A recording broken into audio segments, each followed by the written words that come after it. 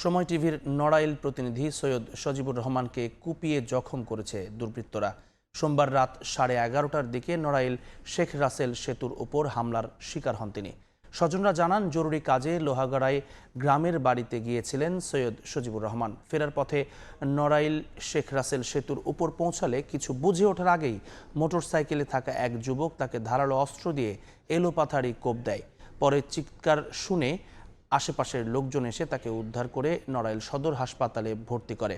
চিকিৎসকরা জানিয়েছেন, অতিরিক্ত রক্তক্ষরণের কারণে অবস্থা আশঙ্কাজনক হওয়ায় তাকে ঢাকা মেডিকেল কলেজ হাসপাতালে ভর্তি করা হয়েছে।